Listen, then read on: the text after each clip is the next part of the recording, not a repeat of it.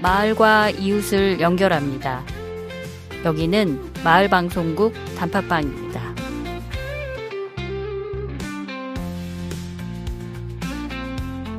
안녕하세요. 빨간사과 홍옥입니다. 알아두면 쓸모있는 심리학 잡박사전. 오늘도 심리학 박사 신은삼 선생님 모셨습니다. 안녕하세요, 선생님. 안녕하세요. 잘 지내셨죠?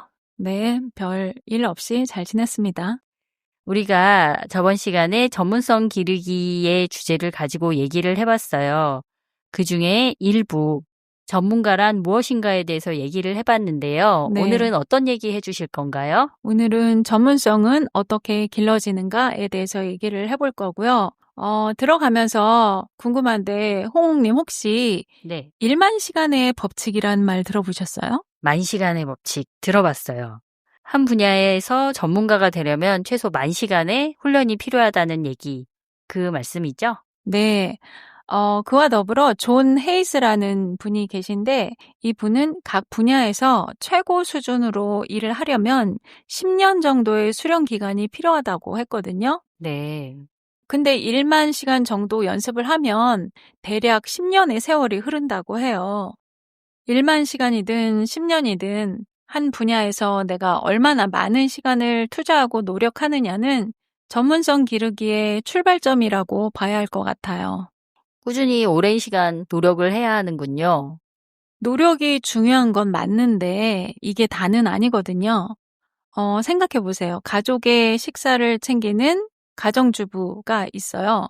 끼니 때마다 요리를 해온 20년 전업주부라고 할 때 우리가 이분을 다 요리 전문가로 보지는 않잖아요. 그러니까 단순히 시간을 많이 투자한다고 해서 모두 전문가가 되는 건 아니라는 거죠. 그렇네요. 그럼 어떻게 해야 하는 거죠?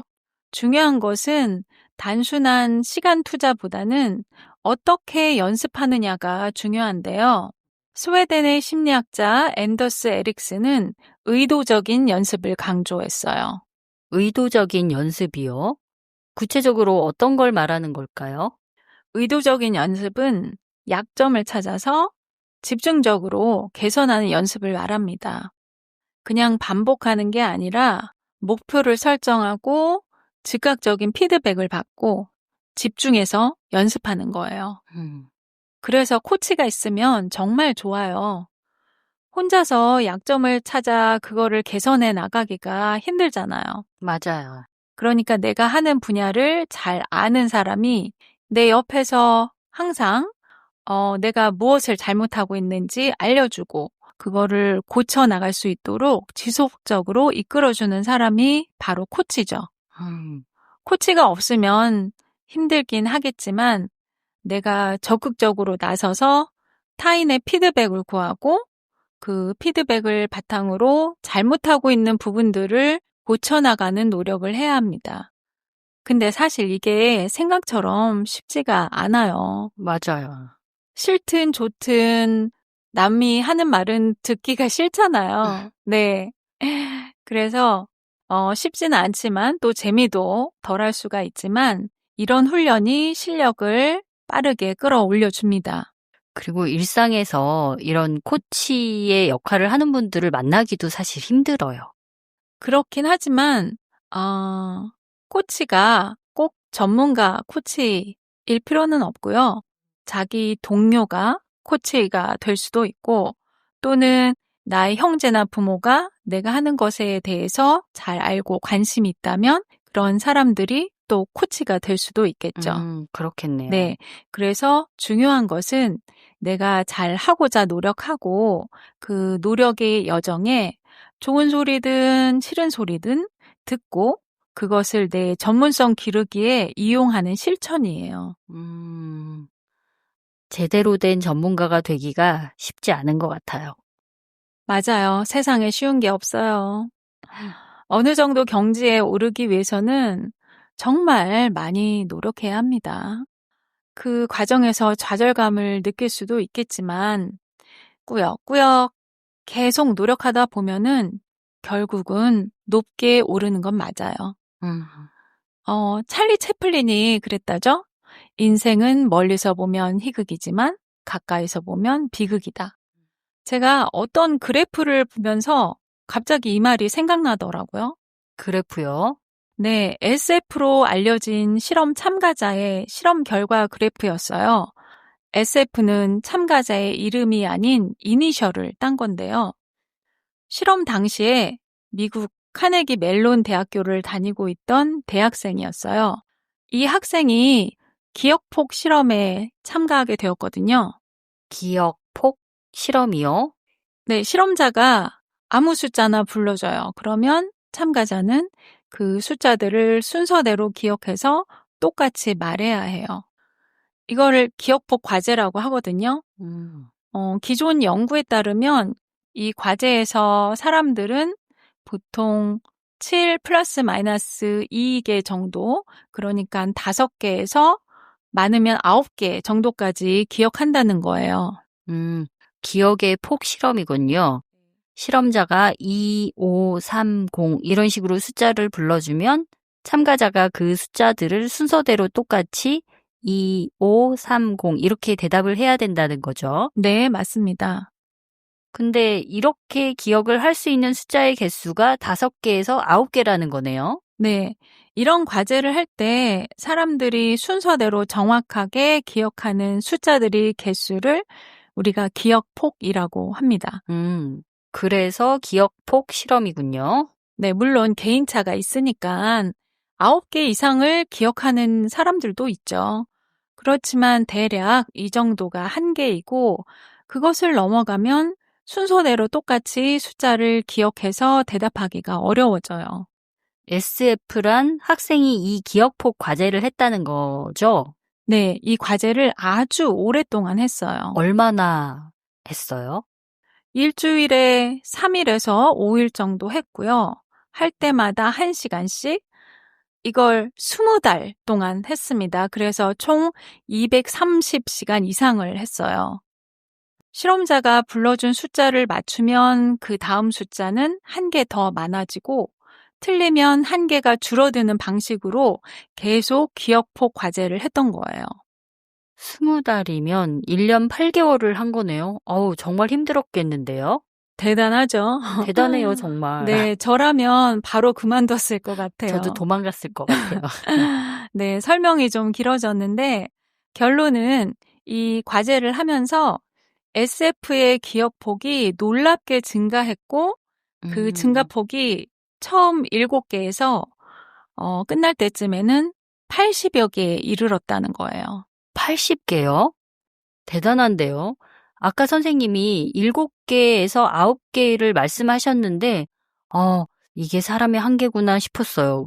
보시다시피 한계가 아니었던 거죠. 와, 그러네요. 제가 SF의 기억폭 그래프를 보면서 찰리 채플린 말이 생각이 났던 거예요. 연습한 날들이 많아지면서 기억폭이 커지는 거를 보여주니까 전체적으로 보면은 희극이죠. 그런데 그래프를 자세히 보면 매일 조금씩 증가하는 게 아니거든요. 그래프 선이 잘 올라가다가 그 자리에 머물러 있기도 하고 어느 구간은 올라가다가 또 내려가기도 하고 어느 구간은 가파르게 올라가지만 어느 구간은 또 아주 조금씩 올라가기도 해요. 특히 기억폭이 아주 클수록 올라가는 속도는 점점 느려집니다. 이런 구간들이 다 비극인 거죠. 이 그래프를 자세히 보면 연습 결과가 항상 노력하는 시간과 비례해서 나타나는 게 아니라는 것을 보여주고 있어요. 그러게요. 역시 성장을 한다는 건 쭉 뻗은 직선이 아닌 계단식으로 올라가는 거군요. 그럼에도 불구하고 중요한 것은 처음 시작점과 마지막 끝점 간에 어마어마한 차이가 있다는 거예요. 이런 과정이 바로 전문성 기르기의 과정이 아닌가 싶습니다. 많은 분들이 그 정체된 구간이 나의 한계인 것 같아서 혹은 그 정체가 되는 시간이 영원히 끝나지 않을 것 같아서 포기를 하기도 하죠. 저도 예전에 그런 적이 있었어요. 아, 그러셨군요. 네. 사실 지금도 그래요. 그런 시기가 주기적으로 매번 찾아오는 것 같은데요. 조금 더 듣고 싶긴 하지만 참겠습니다. 네. 지금 이 순간에도 무언가를 잘 하기 위해서 연습하고 노력하는 분들이 많이 계시겠죠? 그 과정에서 실망과 좌절감을 느꼈을 수도 있어요. 그렇지만 제가 말씀드린 SF의 기억폭 그래프처럼 그 여정이 항상 상행선은 아니라는 거예요. 이 점을 미리 알고 있다면 그 자체로도 위로와 힘이 되지 않을까 싶어요. 그렇지만 전체적으로 보면 분명 좋아지고 있거든요. 그래서 노력하면 나아질 수 있다라는 믿음을 갖는 것이 참 중요하다고 생각합니다. 아니, 사실 믿음이 아니라 그거는 사실로 나타나는 거죠. 맞아요. 자기 자신에 대한 믿음을 놓지 말아야 될 것 같아요. 그렇다면 우리 청취자들이 가장 궁금해할 질문인데요. 누구나 전문가가 될 수 있을까요? 정확히 말하면 대부분의 사람들은 일정 수준 이상의 전문성을 획득할 수가 있어요. 최고 수준의 성과를 내려 한다면 환경이나 시간이나 자원도 필요하지만 스스로 꾸준히 또 똑똑하게 연습을 하다 보면은 생각보다 큰 발전이 가능합니다. 전문성은 선택받은 사람만의 것이 아니에요. 그 말이 큰 힘이 됩니다. 전문성은 선택받은 사람의 것이 아니다. 마지막으로 듣고 계신 분들에게 하고 싶은 말씀 있을까요? 전문성은 하루아침에 생기지 않아요. 하지만 여러분이 관심 있는 분야가 있다면 바로 시작해 보시길 바랍니다. 요즘에는 덕질이라고 하죠? 덕질을 시작해 보세요. 그리고 나는 아직 전문가가 아니야 라는 생각보다는 나는 지금 전문성을 키워가고 있는 중이야 라고 생각해 보세요. 누구도 그 전문성의 끝이 어딘지 모르고 사실 끝이 없을 수도 있어요. 그렇기 때문에 전문성을 키우는 여정에서 단지 여러분의 위치가 달라지는 것 뿐이에요. 그리고 그 여정 중 어느 지점부터는 여러분의 전문성을 알아봐주고 필요로 하는 사람들이 꼭 나타날 겁니다. 듣고 계신 청취자분들 중에 전문성을 알아봐주고 필요로 하는 사람들이 꼭 나타나셨으면 좋겠습니다. 오늘 또 귀한 이야기 감사합니다. 신은삼 선생님 덕에 전문성에 대한 시야가 확 넓어졌습니다. 아이고, 과찬이십니다. 오늘 전문성 기르기에 대해서 얘기할 수 있는 기회를 주셔서 감사합니다. 아이고, 제가 감사하죠. 선생님, 다음 시간에도 기대하겠습니다. 다시 봬요. 감사합니다. 청취자 여러분, 오늘도 함께 해주셔서 감사합니다. 이 에피소드가 마음에 드셨다면 구독과 좋아요, 공유도 부탁드릴게요. 지금까지 빨간 사과 홍옥이었습니다. 감사합니다.